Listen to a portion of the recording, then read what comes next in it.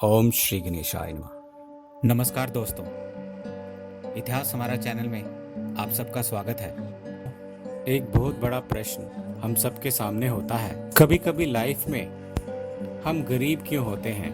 गरीबी हमारे घर क्यों आती है? बड़े बड़े भाषण देना तो आसान है कि पैसे की वैल्यू नहीं है, मोह माया, सुख शांति, मान सम्मान, इसकी चिंता करो, उसकी चिंता करो। पर जब हम प्रैक्टिकली अपने इस जीवन के बारे में सोचते हैं तो एक चीज हमारा दिमाग सबसे पहले खराब कर देती है, वो है पैसा। बिना पैसे के ना तो खाना आता है, ना ही हम दान पुण्य जो हम आपको बताते हैं वो बिना पैसे के हो ही नहीं सकते। हमारे पास पैसा होगा लाइफ में तभी हम सरवाइव कर सकते हैं, क्योंकि आज के ज़माने में कुछ भी फ्री नहीं मिलता है। मनुष्य को आज के ज़माने में अगर 1 किलो आटा भी चाहिए तो उसके लिए भी उसे कम से कम 30 रुपये चुकाने ही होंगे। मित्रों, बहुत ही महंगाई का ज़माना है। ऐसे में अगर गरीबी आ जाए, कंगाली आ जाए तो आदमी को लेने के देने पर पड़ सकते हैं और जीना दूभर सा लगने लगता है। जिंदगी का हर पल बेचैनी से निकलता है। हमारे दिमाग में एक इनसिक्योरिटी आ जाती है कि आगे क्या होने वाला है। पर दोस्तों, मैं इतना अमीर तो नहीं हूँ कि किसी की गरीबी दूर कर सकूं, पर हाँ, एक रास्ता बता सकता हूँ कि अगर कभी आप ऐसी पोजीशन में आ जाएं तो इस दौरान आप हिम्मत रखें, अपनी हिम्मत ना छोड़ें। दोस्तों, हर एक की लाइफ में ये साइकिल है, चाहे वो रोडपति से करोड़पति हो या फिर करोड़पति से रोडपति हो। हमारे यहाँ गरीबी क्यों आती है? क्योंकि हमने आसपास नेगेटिव एनर्जी को इकट्ठा कर लिया होता है, जो कि सबसे पहले तो हमें हताश कर देती है कि हमारे पास तो कुछ है नहीं, हम नहीं कुछ कर सकते और हमारे से होगा ही नहीं। दोस्तों, ये हमारे हाथ में है कि हम इस नेगेटिव एनर्जी को अपने जीवन से उखाड़ फेंकें और पॉजिटिव एनर्जी का वास करें। दोस्तों, मुसीबतें सबकी लाइफ में आती हैं और ऐसे टाइम में हिम्मत करके आगे बढ़ना। कुछ चीज़ें होती हैं कि अगर आपको लगता है कि आपके आसपास नेगेटिव एनर्जी भर गई है तो उन चीज़ों को आप दूर करें। कैसे दूर करेंगे, क्या चीज़ें होती हैं नेगेटिव, वो हम आज इस वीडियो के माध्यम से जानेंगे। अपने घर में सबसे पहले ध्यान रखें कि अगर आप चाहते हैं कि पॉजिटिव एनर्जी का वास हो, घर में सुख संपत्ति का वास हो, घर के सभी सदस्य निरोगी रहें और घर में सकारात्मक ऊर्जा का वास हो, उस घर को नकारात्मक ऊर्जा छू भी न पाए, तो दोस्तों, हर उम्र के व्यक्ति को, चाहे वो छोटा हो बड़ा हो, थोड़ी देर अपने भगवान के सामने चाहे 5 मिनट ही बैठें ज़रूर और एक दिया ज़रूर जलाना चाहिए। 5 मिनट भगवान के आगे बैठ करके रोज विनती नियम से जरूर करनी चाहिए। सबसे पहले ध्यान रखें कि हमारा जीवन कर्म प्रधान है। सुबह सुबह उठ करके पूजा करने का सही वक्त होता है सुबह 8 बजे।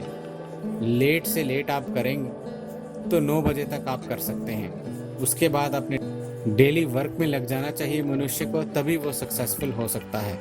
अगर आपका कोई ऐसा बिजनेस है या काम है जो नाइट में चलता है, जैसे आजकल नाइट में कॉल सेंटर्स वगैरह चलते हैं, तो मैं उनकी बात नहीं कर रहा हूँ। वो अकॉर्डिंगली अपने रूटीन को सेट कर सकते हैं। घर के मंदिर में हर दिन पूजा पाठ जरूर होना चाहिए और घंटी जरूर बजाना चाहिए। घंटी की आवाज़ होती है, धूप दीप से वहाँ की नेगेटिविटी खत्म हो जाएगी। मित्रों, अगर आपके घर पे नेगेटिविटी ज़्यादा हो गई है तो रोज सुबह शाम घर में 2 लौंग और 2 कपूर डाल करके आरती करें, धुआं करें, धूप दीप करें और देखेंगे कैसे आपके घर से नेगेटिविटी भाग जाती है। घर में कभी भी पैरों में झाड़ू नहीं लगानी चाहिए और हमेशा झाड़ू को छिपा कर रखना चाहिए। जब भी गाय की, भले आप कम से कम एक ही रोटी छोटी सी बना लें, पर गाय को पहली रोटी ज़रूर निवाला दें। अपने हाथ जोड़ करके पहली रोटी वो गाय को दें। इससे माना जाता है कि देवी देवताओं को भोग लगता है और जो भी खाना होता है अर्थात आपके घर में बनता है वो प्रसाद बन जाता है। दोस्तों, यहाँ एक पॉइंट स्पेशल है कि कई लोगों के घर में चप्पल जूते इस तरह से फेंके हुए होते हैं। मित्रों, इस बात का खास ध्यान रखें कि घर में कभी भी चप्पल जूते इधर उधर बिखरे हुए ना हो। उन्हें क्रम से लगाना चाहिए। जितने ज़रूरत हो उतने सामने रखें और बाकी जूते चप्पलों को अंदर उठाकर किसी ऐसे स्थान पर रखना चाहिए जहां सबकी कम नज़र जाए। ध्यान रखें कि कोई भी चप्पल को आप उल्टा ना रखें। घर के मुख्य द्वार पर सिंदूर से स्वास्तिक, ओम, जो भी शुभ चिन्ह हैं, त्रिशूल आदि बनाएं, जिससे सकारात्मक एनर्जी का आपके घर में प्रवेश होता है। दोस्तों, सप्ताह में एक दिन नमक के पानी से पूरे घर में पोंछा लगाएं। अगर रोज लगा सके तो बहुत ही अच्छी बात है। अगर आपको लगता है कि आपके घर में हद से ज़्यादा नेगेटिव एनर्जी भर गई है तो दोस्तों नमक से अच्छा उपाय नहीं है। अगर आपको लगता है कि किसी ने टोना टोटका आदि किया है तो सबसे पहले आप अपने पूरे घर की अच्छे से सफाई कर लें। जो भी आपके घर में फालतू सामान दिखे उसको आप बाहर फेंक दें। उसके बाद पूरा घर नमक के पानी से पोंछा लें, पूरा घर नमक के पानी से वॉश कर लें और आप खुद भी नमक के पानी से स्नान करें। मित्रों, आप देखेंगे कि इससे कैसे आपके शरीर में पॉजिटिविटी का वास होता है और कैसे आपके घर में पॉजिटिविटी का वास होता है। घर के मुख्य द्वार में एक काले कपड़े में 50 ग्राम फिटकरी लेकर के उसको राइट हैंड साइड में, बाहर से जब आप घर में घुसेंगे तो उस तरफ के राइट हैंड साइड में ऊपर टांग दें और फिर दोस्तों सुबह शाम धूप दीप करें। इसमें कोई शक नहीं है कि इससे आपके घर में लक्ष्मी माता का वास होगा। और मित्रों, ध्यान रखें इस बात का कि घर के बाथरूम को कभी भी खुला नहीं छोड़ना चाहिए, उससे नेगेटिव एनर्जी घर में फैलती है। घर के बाथरूम को हमेशा साफ सुथरा रखना चाहिए और ध्यान रखें कि बाथरूम की बदबू घर में ना आनी पाए।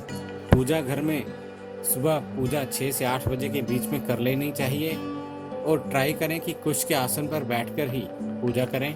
अगर कुश का आसन ना हो आपके पास तो आप कंबल आदि भी ले सकते हैं। दोस्तों, मुख हमेशा आपका पूर्व की तरफ या उत्तर की तरफ मुख करके आपको पूजा करनी है। कुछ लोगों को बिस्तर पर बैठ करके भोजन करने की आदत होती है। दोस्तों, आपको कभी भी बिस्तर पर बैठ करके भोजन आदि नहीं करना चाहिए। ऐसा करने से रात्रि में डरावने सपने भी आते हैं और अपवित्रता आपके घर में बनी रहती है। दीपक की लौ या धूप या पवित्र अग्नि जो भी आप जला रहे हैं मित्रों, कोई भी चीज को कभी भी फूंक मार करके आपको नहीं बुझाना है। घर में हमेशा साफ सफाई रखनी चाहिए। मकड़ी के जाले नहीं लगने चाहिए। जिस घर में माना जाता है कि मकड़ी के जाले लगे हुए होते हैं उस घर से माता लक्ष्मी अपने आप चली जाती है। कबूतर को कभी भी घर नहीं बनाने देना चाहिए अपने घर में।